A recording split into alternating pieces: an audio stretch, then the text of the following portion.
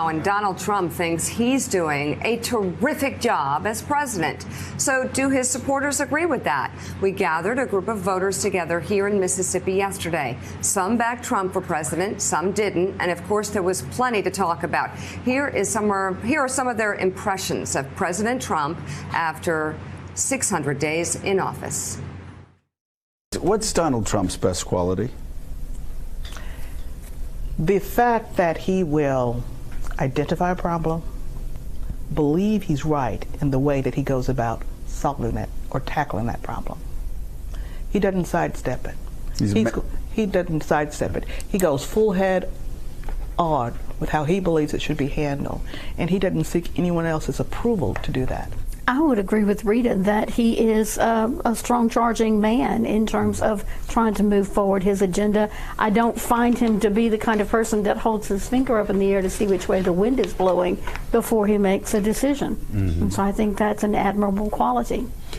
I would have to say his directness is probably his best quality, and it comes from his days in Manhattan as selling real estate and his Trump brand. But he has the, he conveys the sense that he is absolutely certain of his position. What's his worst quality?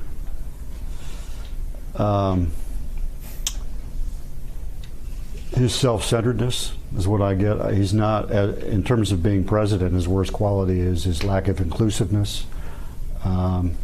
He panders to a very small subset of the Republican side of the ledger. He didn't run as a Republican. He wasn't a Republican candidate. He basically was co-opted into the Breitbart, Fox News machine. He needed it because he needed a sense of coherence in policy and approach to politics. They provided that for him. Howie, what's the president's best quality, worst quality? I think, like others have said, it's his fact that he believes wholly in himself and what he can do. But I would also argue that that is his worst quality as well, because so many times that he is ill-informed and he refuses to seek out counsel, who, whether it's a lawyer or an engineer or anybody else, he refuses to listen to them and what they have to bring to the table. And a lot of times throughout his history, he's shown he had that then go hire lawyers or other people to mop up his mistakes. And that's why would we have to have a mistake with the president? You can't make a mistake when you're president of the United States. His best quality, deception. That's as high as I can go. Okay. So it's deception because, for example, when you look at the economy, and he's taking credit for the economy, we know that when Obama inherited his economy, we were in a recession. And over time, we were emerging out of that, or evolving out of that recession. And so now, Donald John Trump is taking credit for us being where we are, and that's deception.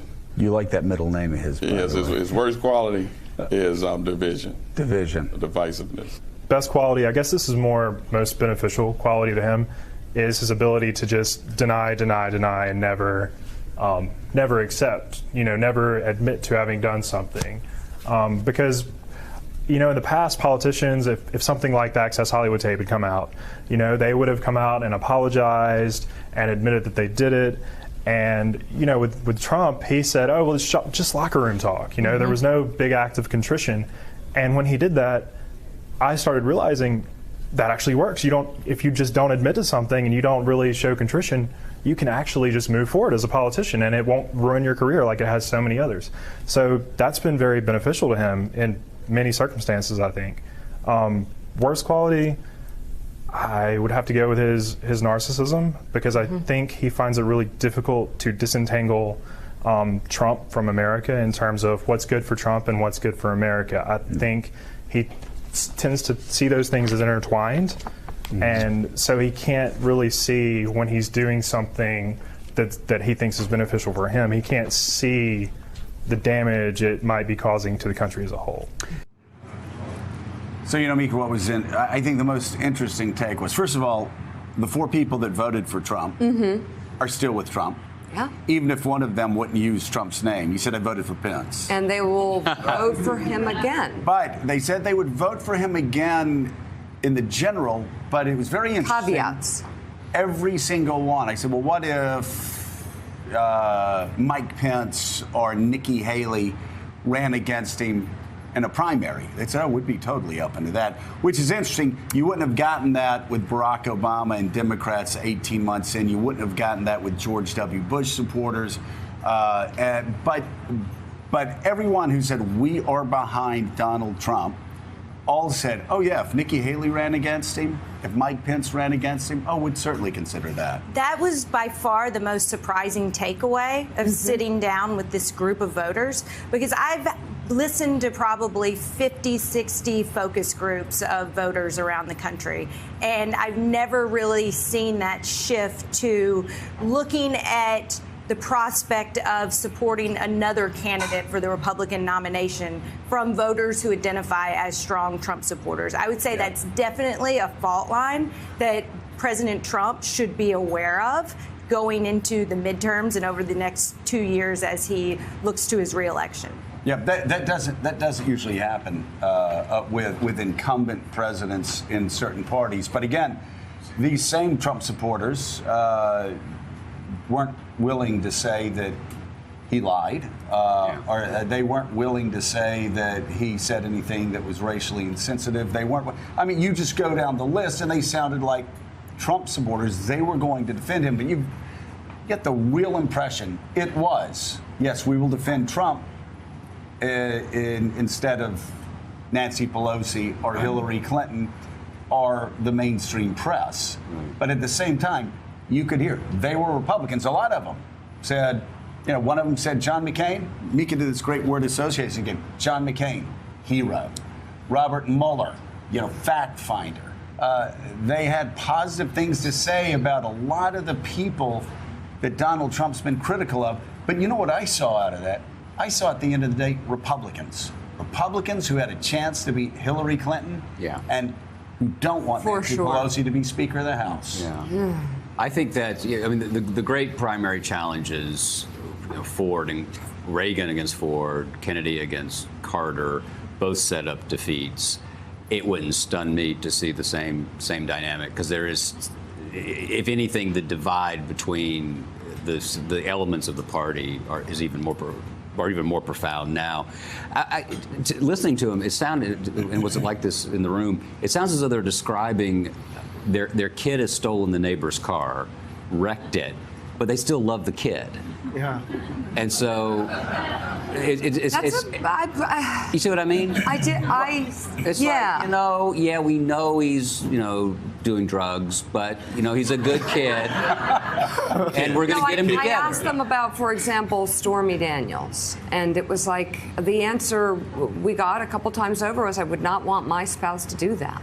Right. So it's. Yeah, this is the question I wanted to ask. I mean, Joe, you were saying they were Republicans, right? And in the context of the conversation, did you get a sense that the well-being of the country was more of a concern than their identity as a Republican? Well, I can what Trump was doing. I can tell you, especially with Pat, the one that kept winking at Mika, saying "bless your heart." With Pat, she believes that America's in trouble, and that Donald Trump is the only one fighting to revive the country. And I know Elise is I don't know if you're a fellow former Republican, but at one point we were both Republicans for most of our lives. The great frustration with Republicans has been, we elect Republican presidents, we knock on doors for them, we have blood, sweat, and tear for these people, we contribute to them, and then they appoint liberal justices. Or then they back down. Then they try to make a deal on immigration with Ted Kennedy. Then they try to make a deal with Ted Kennedy on education. Then they do all of these things that they told us they weren't going to do, because they all tell us they're going to all move the embassy to Jerusalem. They all tell us that. And it all ends up being a lie. And at least what they were saying was, unlike every other Republican president we've elected, this guy is doing exactly what he said he was going to do. He's delivering on the economy. They like the job numbers, and they like the tax cuts overall. One question at the very beginning of the roundtable was striking, I think, in illustrating kind of how we arrived to this moment. And that was when you were asking the sources of media that everyone listened to or read. And they were talking about how their habits had changed from reading local newspapers to now just watching, strictly, say, Fox News. And so I think that it's we have this just cycle of super polarization that if we just insulate and just go further into our own caves and don't listen to anyone else, that the country, it's only going to be this, crisis of rancor. Yeah, no, and I also saw something happening with the truth in this conversation. I asked several Trump supporters, when he lies in tweets, and they said, "What do you mean?" And I said, President Obama wiretapping Trump Tower. Well, did he or didn't he? And then you think about the tweets about Puerto Rico, and it was really, for me as someone who at least wants the truth to not be in question, that was frightening. But let's face it, though, Willie, Democrats did that with Bill Clinton. Yeah. I mean, I remember none other than Daniel Patrick Moynihan saying if Bill Clinton's lying about Monica Lewinsky, he has to resign. Right. Then he finds out that Bill Clinton lied about Monica Lewinsky, and suddenly he shape-shifted and decided that he needed to stay. I mean, all parties do this. Yep. Republicans did this with George W. Bush. We're fiscal conservatives. He doubles the national debt. Democrats did this with Bill Clinton. It does seem a hell of a lot more extreme with Donald Trump. But I'm not so sure. The door was opened. I'm not so sure that Donald Trump is not just the logical conclusion to a lot of dysfunction that we've been seeing for 30 years. I would also say quickly, just off your focus group, the hardcore Donald Trump supporters are even harder core than they were on Election Day because they believe that he is under assault from the media, from Democrats, and from the Justice Department with the Russia investigation. What I'm interested in are the Republicans who took a flyer on him because they didn't like Hillary Clinton. Where are they today? Coming up, live coverage of Hurricane Florence lashing the Carolina coast. Bill Cairns has the storm track straight ahead. Plus, we told you about Paul Manafort possibly angling for a plea deal. We'll tell you what Rudy Giuliani is saying about that. Morning Joe is coming right back. Pat. She winks at me. Is that okay? That's good. I like it. That's a good thing. Pat. Now, listen, let me just tell you, since you're a Yankee, yeah. If she says, bless your heart, I'm dead. About to say that's bless not your heart. positive. That has not said, bless your heart. Bless her heart. Oh, bless her heart. If you say bless your heart and wink, I'm leaving. Thanks for checking out MSNBC on YouTube, and make sure you subscribe to stay up to date on the day's biggest stories. And you can click on any of the videos around us to watch more from Morning Joe and MSNBC. Thanks so much for watching.